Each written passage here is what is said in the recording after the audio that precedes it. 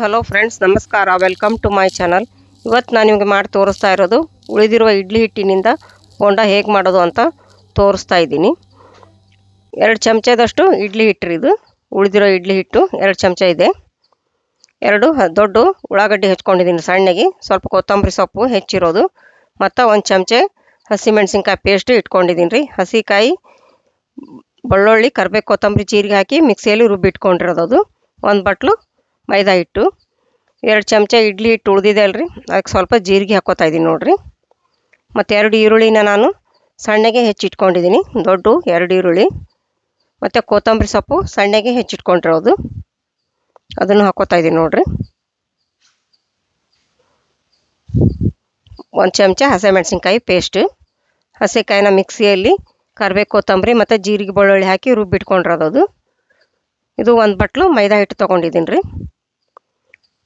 ಒಂದು ಸ್ವಲ್ಪ ಉಪ್ಪು, ಅಂದರೆ ರುಚಿಗೆ ತಕ್ಕಷ್ಟು ಉಪ್ಪು. ಇದಕ್ಕೆ ಮೊಸರು ಬೇಡ ರೀ, ಮತ್ತು ಸೋಡಾ ಪುಡಿನೂ ಬೇಡ ನೋಡಿರಿ, ಹಾಗೆ ಕಲಿಸ್ಕೊತಾ ಇದ್ದೀನಿ ನೋಡಿರಿ. ತುಂಬ ಸಖತ್ತಾಗಿದೆ ನೋಡಿ, ಮೊಸರು ಸೋಡಾ ಹಾಕದೇ ತುಂಬ ಕ್ರಿಸ್ಪಿಯಾಗಿದೆ ನೋಡಿ, ಮತ್ತು ಅಷ್ಟೇ ಟೇಸ್ಟಿಯಾಗಿದೆ. ಇವಾಗ ಅದನ್ನೆಲ್ಲ ಕೈಯಿಂದ ಚೆನ್ನಾಗಿ ಮಿಕ್ಸ್ ಮಾಡ್ಕೋಬೇಕು. ಮಿಕ್ಸ್ ಮಾಡ್ಕೊಂಡ್ಮೇಲೆ ನೀರು ಎಷ್ಟು ಹಿಡಿಯುತ್ತೆ ನೋಡಿ, ಸ್ವಲ್ಪನೇ ಹಾಕ್ಕೊಂಡು ಕಲಿಸ್ಕೋಬೇಕು ನೋಡಿ. ಈ ಥರ ಒಮ್ಮೆ ನೀರು ಹಾಕಿಬಿಟ್ರೆ ಅಳಕಾಗ್ಬಿಡುತ್ತೆ ಅದು. ಇಡ್ಲಿ ಹಿಟ್ಟು ಸ್ವಲ್ಪ ನೀರು ಇರ್ತಲ್ರಿ ಅಂಶ, ಅದಕ್ಕೋಸ್ಕರ ನೋಡಿಬಿಟ್ಟು ಸ್ವಲ್ಪನೇ ಹಾಕ್ಕೊಂಡು ಕಲಿಸ್ಕೋಬೇಕು ನೋಡಿ. ಈಗ ನಾನು ಈ ಥರ ಹದ ಇರಲಿ, ಅದು 1 ಚಮಚ 2 ಚಮಚದಷ್ಟು ಅಷ್ಟೇ ನೀರು ಹಿಡಿದಿದೆ. ನೀವು ನೋಡಿಬಿಟ್ಟು ಕಲಿಸ್ಕೊಳ್ಳಿ. ಇವಾಗ ಒಂದು 5 ನಿಮಿಷ ಪ್ಲೇಟ್ ಮುಚ್ಚಿಡ್ತೀನಿ ರೀ.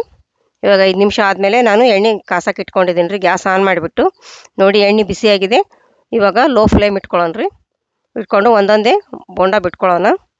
ನೀವು ಬಜ್ಜಿ ಮಾಡ್ತಿರಲ್ಲ ಅದೇ ಥರ ಬಿಟ್ಕೋಬೇಕು. ಹಿಟ್ಟು ಚೆನ್ನಾಗಿ ಕಲಿಸ್ಬಿಟ್ಟು ಈ ಥರ ಬೋಂಡ ಬಿಟ್ಕೋಬೇಕು. ಇವಾಗ ಚಮಚೆಯಿಂದ ಮೇಲೆ ಸ್ವಲ್ಪ ಹಿಂಗೆ ಎಣ್ಣೆ ಹಾಕ್ಕೊಂಡು ಕಾಯಿಸ್ಕೊಂಡು ಹೊಳಿಸಿ ಹಾಕ್ಕೋಬೇಕು ರೀ. ಒಂದು ಸೈಡ್ ಬೆಂದಾದ್ಮೇಲೆ ಹೊಳಿಸಿ ಹಾಕ್ಕೊಳ್ರಿ. ಉರಿ ಲೋ ಫ್ಲೇಮ್ ಇಟ್ಕೊಳ್ಳಿ.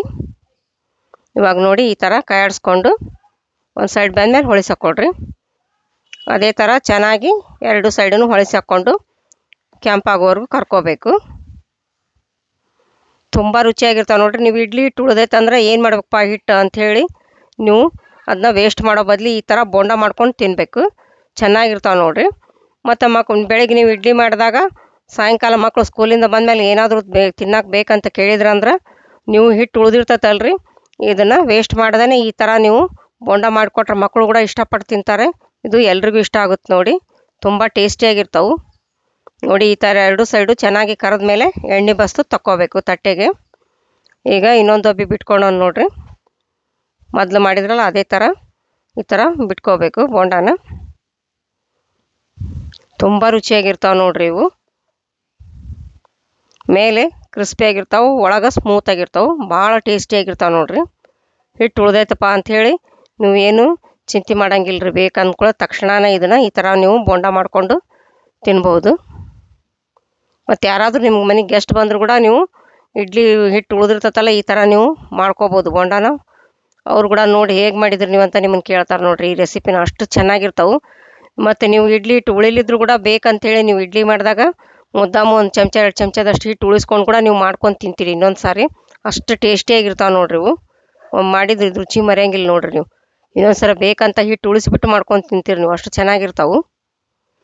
ನೀವು ಒಂದು ಸಲ ಮಾಡ್ಕೊಂಡು ನೋಡಿ, ಮರೆಯದೇನೆ ಕಮೆಂಟ್ ಬಾಕ್ಸ್ನಲ್ಲಿ ಹೇಗಿದೆ ಅಂಥೇಳಿ ಹಾಕಿರಿ ನೋಡಿ. 2 ಸೈಡು ಚೆನ್ನಾಗಿ ಕರ್ಕೊಂಡು ತಕ್ಕೋಬೇಕು ಎಣ್ಣೆ ಬಸ್ತು. ಇವಾಗ ನೋಡಿ ಇವೆಲ್ಲ ರೆಡಿ ಅದು.